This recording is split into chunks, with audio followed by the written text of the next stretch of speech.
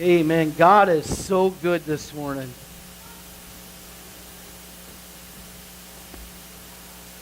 So I just want to say, no matter what happens today, when Pastor gets back, it was awesome, okay?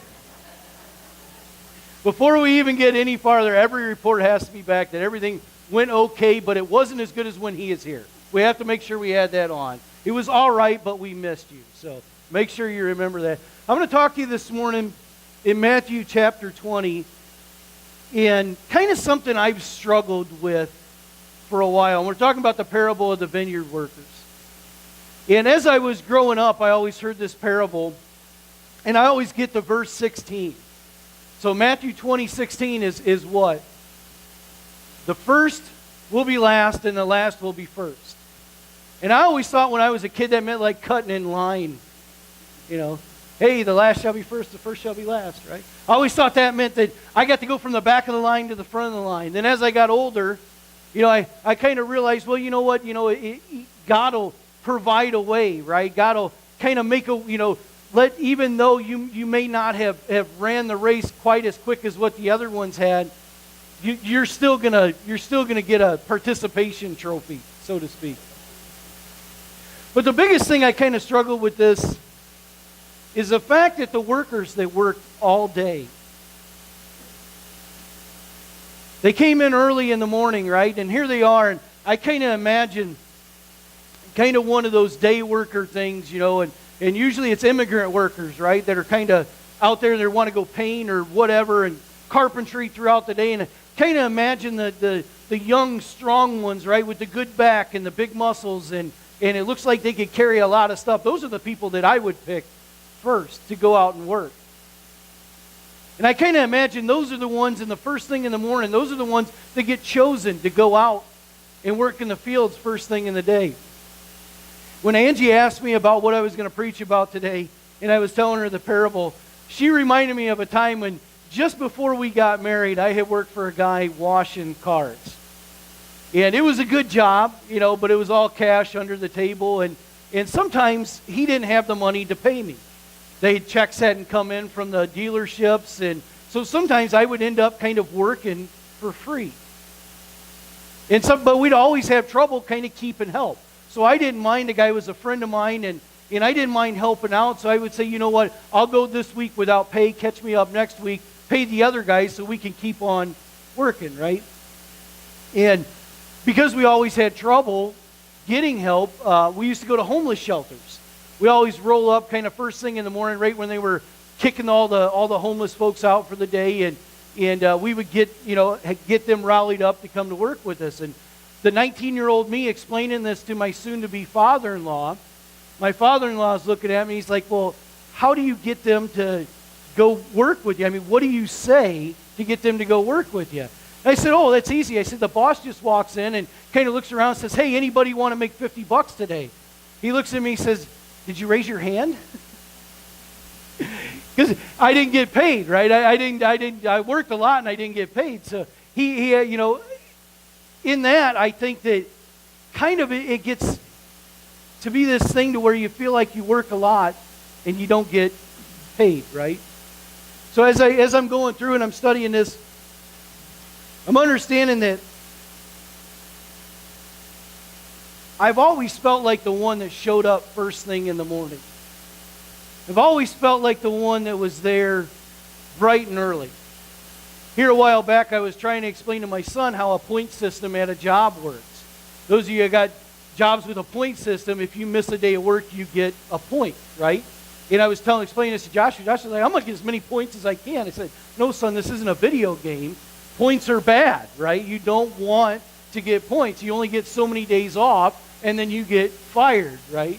And I was always the guy that never wanted to get any points ever. I was the perfect attendance guy, right? They're on time every time. If I'm supposed to be there at 6, I'm there at 5:30, right? Kurt, if I'm supposed to work a 12-hour shift, I'd be there a half hour before and probably a half hour after, just to make sure everything is okay. I answer my phone on the weekends. I'm the guy that's there first thing in the morning, tending the fields. I'm the 6 a.m. worker. And I'm noticing as we go throughout this parable that I'm the one that gets picked first thing in the morning to go out and and do the job and do the hard work. And here I am out in the sun, and along about 9 o'clock, here comes these other workers. And I'm kind of looking around, and what in the world's going on here? Here comes a few more guys. I've been here since 6. I thought this was all he needed for the day. I thought this was all the help that he needed to have for the day, and here we got 3 more guys are showing up, or however many more. I don't pay too much attention to it. I'm just kind of thankful I get to work for the day. You ever been there where you're just kind of thankful God has really blessed you? And so I'm out here and I'm singing and I'm playing and I'm working the fields and I'm doing everything that I can. Then along about noon, another group shows up. I'm thinking, what in the world's going on here? They just hire anybody? How in the world have I been here since 6 a.m., and now we got a group of folks that are coming at noon? They must be part-timers. That's what it has to be. These are the pantry workers that show up at 1:15. I'm joking. Those that work the pantry, no. Oh my gosh. Pastor, they stoned Josh while you were gone. They drug him out back, hung him up, and it was bad. Right? But these are the folks that kind of show up. These are the they start after the first set of worship songs, right? These are the folks that come in 11 o'clock, not quite, right after the hug, because I don't want to hug everyone. And Pastor always does that thing where he makes me shake people's hands, and I don't like that. People are germy, and they want to hug me, and then they want to know about my life, and then I have to talk to them, and then they're going to ask me if I want to go to lunch, and I don't really want to go to lunch today, so I'd rather just show up at maybe like a quarter after or something. You know, maybe I'll get in on that last worship song. And here we are, the strong, able men, first thing in the morning. Then we kind of add some more as we go throughout the day. The ones that started in the morning always worked the longest. Probably had the strongest backs. Probably had the best attitudes, maybe. Probably had the best work ethic. Probably looked like they could get the most for their money, right? Probably looked like that they were the ones that really took care of themselves or was really intent on making it throughout the day. These are the ones that are doing everything they can to earn, everything that they can to provide, knowing full well that they have to go home and do even more work on their own farms, work on their own houses, support their own families, even more exhausted than they were before. And here along comes the half-day workers. They probably took a nap from the time that I left to the time that they came out to the field. I bet they took a nap. I bet they were sleeping. They probably cooked some breakfast. And here I am, sweating, and my back's aching, and my hands are tired, and my feet hurt, and I'm covered in dirt. But you know what, God? I'm so thankful that you allowed me to be covered in dirt today. God, I'm so thankful that you allowed me to put my hands to work. God, I'm so thankful. So here I am, I'm working, and I'm singing, and I'm coming along. Then about 3 o'clock, here comes another batch of workers. What is going on? It's going to be dark soon. 3 o'clock in the afternoon, and you're just showing up to work. That's like showing up to praise and worship practice at 9:15. Where practice is at 8:30. It's like showing up late, right? That's like way, way, way late. Showing up at 3 o'clock in the afternoon, you expect to get something done. What in the world are you going to do today? Angie will tell you if I'm ever working on anything at home or I'm ever doing anything around the house, I have to get started like first thing in the morning. It's like 10 o'clock in the morning, and I go to start a project. There's like no way. There's like no way I'm going to accomplish anything if I start at 10 o'clock. I've got to start first thing in the morning, right? Boots on the ground, running, hammers flying, screw guns going. We're getting something done. 3 o'clock in the afternoon, I'm ready to quit. It's about quitting time, right? And here we are. We've got more workers showing up. What in the world is going on here? I can't figure this out, Kurt. I'm trying to put the pieces together, and I'm trying to understand what the vineyard owner's plan. How can this guy even stay in business if he's hiring people to work so late in the day? But I got to keep my mind focused. I got to keep my mind set on why I'm here. I'm here because I want to feed my family and I want to provide for them one more day. My focus isn't going to be on them. My focus isn't going to be on what the vineyard owner is doing. I'm just thankful God has put me in this spot. I'm just thankful that God has put me here to work today so that I can earn something. So I keep on working. About 5 o'clock rolls around. It's about quitting time. Sun's getting ready to go down. Sun sets around 6 o'clock. It's almost time to go home. Here comes another batch of people. And I'm thinking, what? And they're barely going to make it out to the vineyard by the time the sun goes down. It's time to come back. What is going on? And this is how I've always felt. This is why this parable has always snagged me. This is why I don't understand. I'm the one that's been here busting my knuckles every day. I'm the one that's been here since the first thing in the morning. I've worked so hard, and I've done everything that I can do. And I'm trying really bad to accomplish something. I'm trying really hard to put my hands to something and make something great. And here we got people stumbling in at noon and 3 o'clock and 5 o'clock. What's going on? I don't understand. I don't understand how this works. But you know what? That's not why I'm here. I'm here because I want to do something for my family today.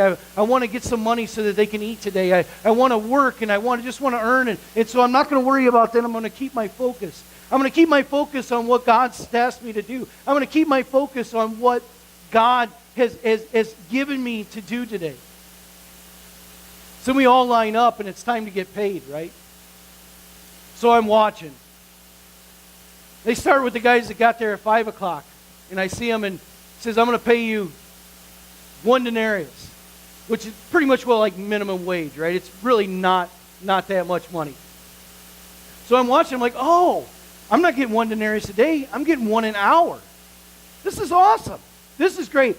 That makes sense. Everybody is getting paid by the hour now, not by the day. This makes perfect sense. I agreed to work for 1 denarius a day, but I must have been wrong.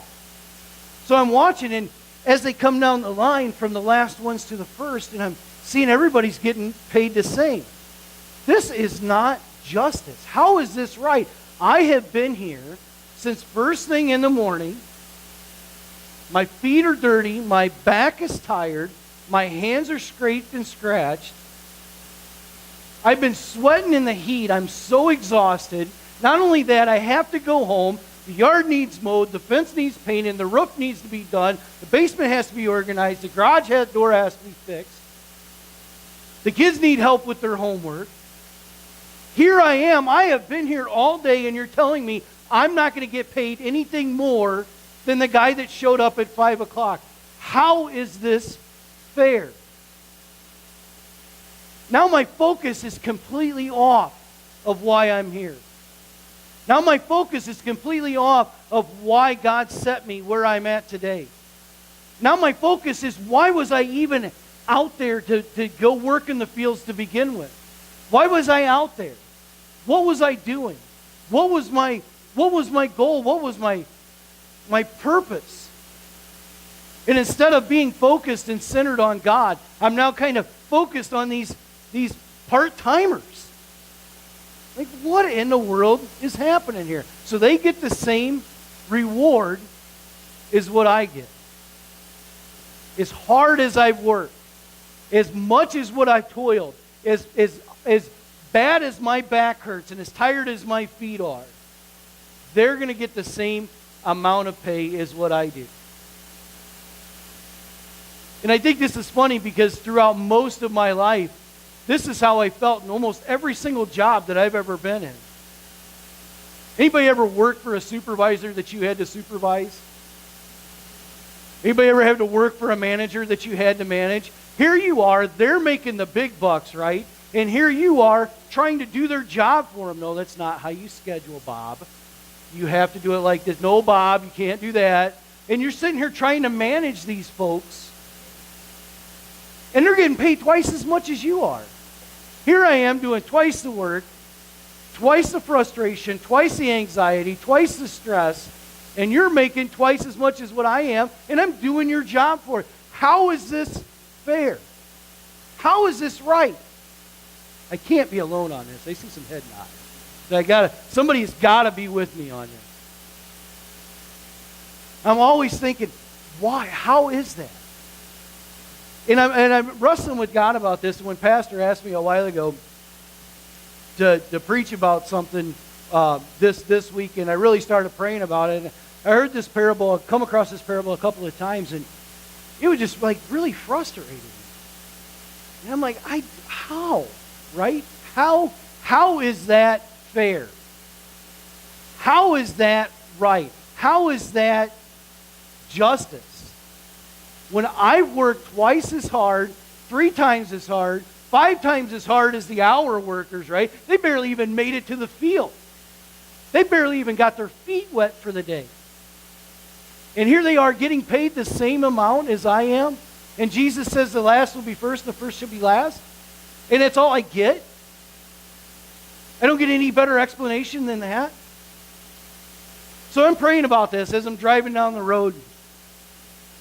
And I'm really wrestling with God about this one, right? I mean, it's going down. I've got my sleeves rolled up and my muscles are flexed, and I'm really wrestling around with this.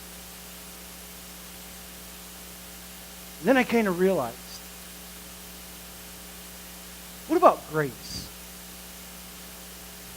I kind of realized that when I was there first thing in the morning, or when I was there breaking my back, I was praying, God, would you have grace on me just one more day? Let me do something one more time. God, let me use what you've given me. God, let me do something to earn. God, let me do something. God, I'm thankful for you, everything that you've given me, everything that you've done for me. God, I'm so thankful. Just let me do something. And God had grace on me. Put me to work. Let me get a good job. And now here these part-timers come, right? And I can't help but wonder, the folks that were sitting there all day long, and I would imagine these are probably the less abled people, right? No one had come for them all day. Here they are, they stand on the corner all day long, and no one came to give them anything for the day. I can only imagine how they must have felt waiting and praying.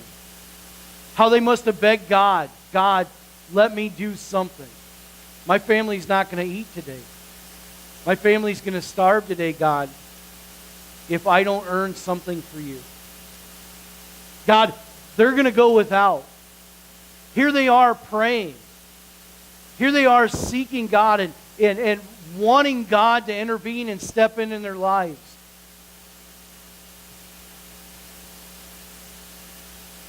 And here it comes. It's 4:30. There's nothing. There's nothing. Nobody's coming. It's the end of the day. It's getting dark now.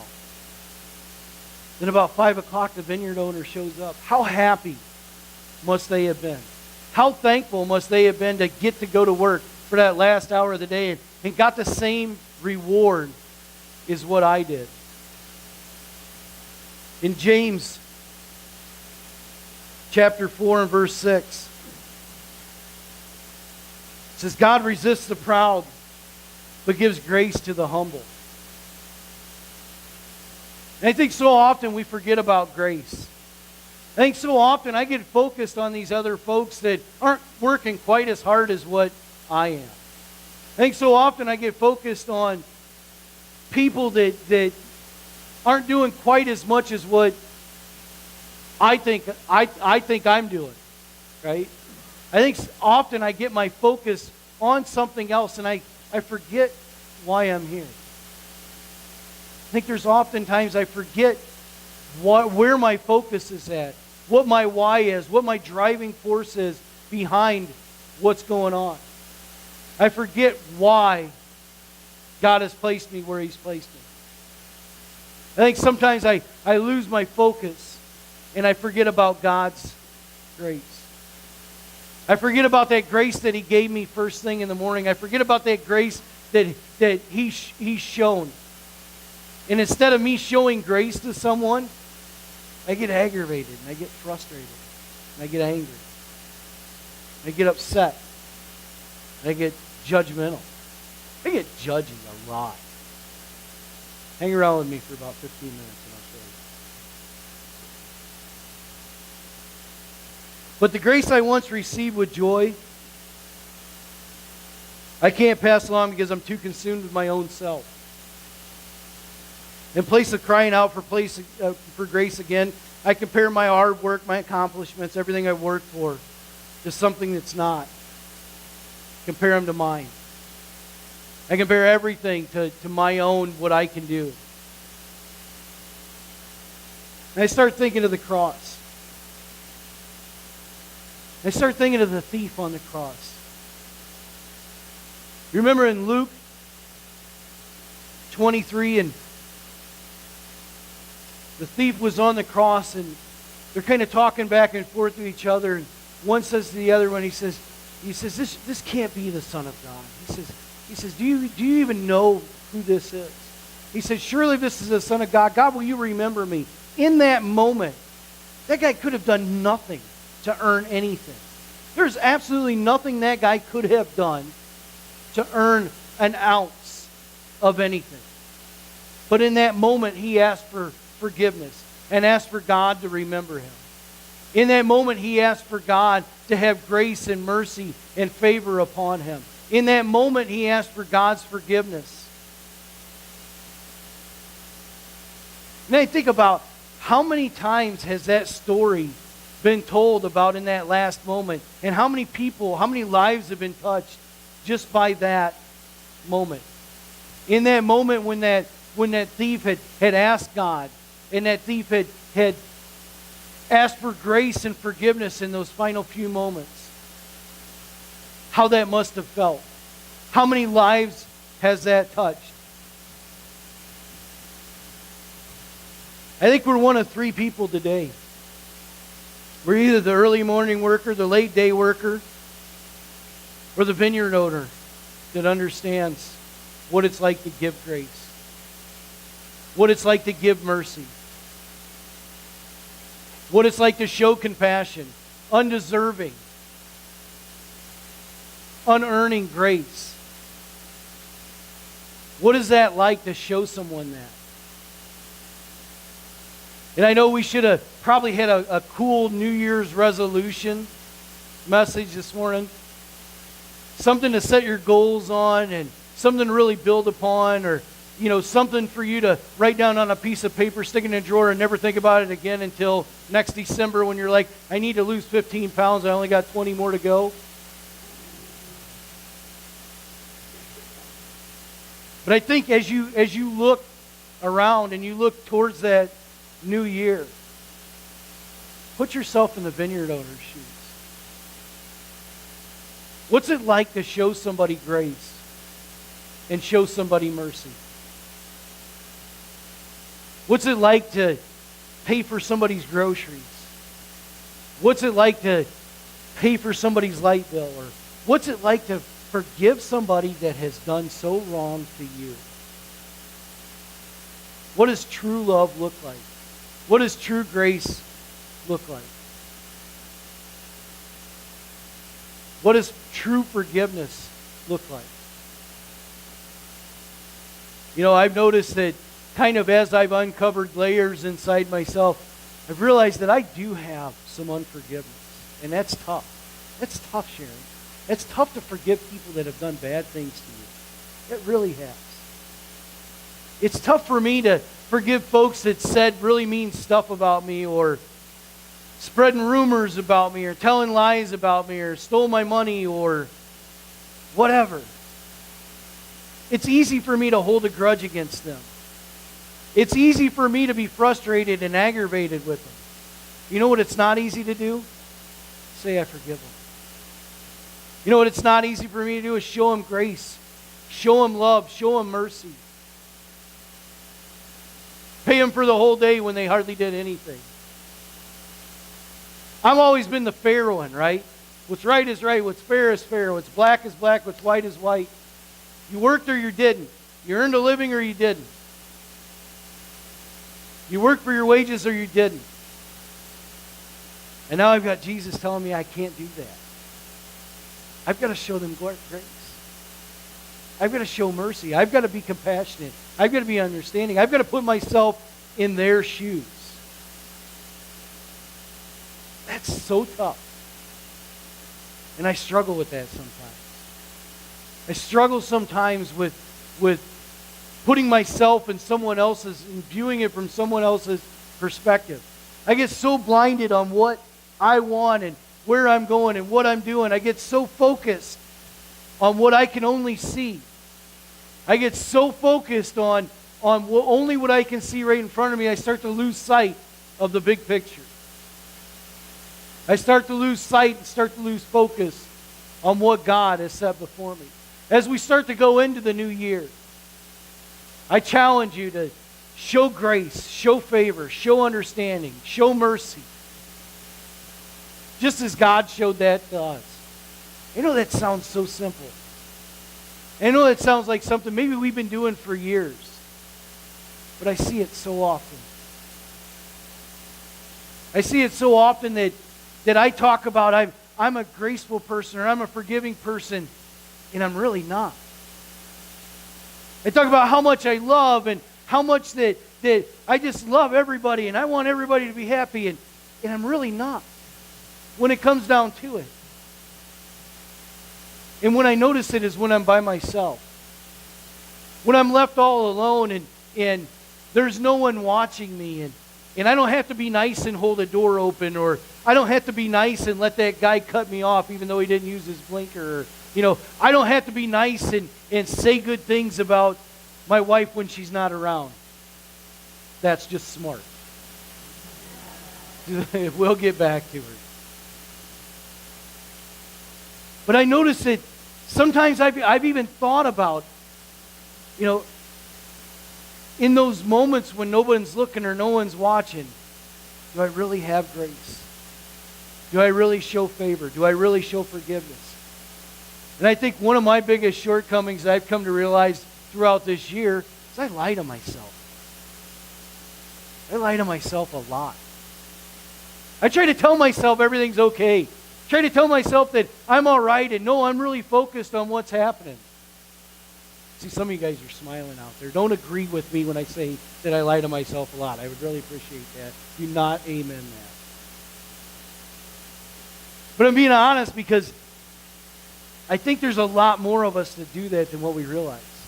I think there's a lot more of us that say things are okay and say things are all right when they're really not.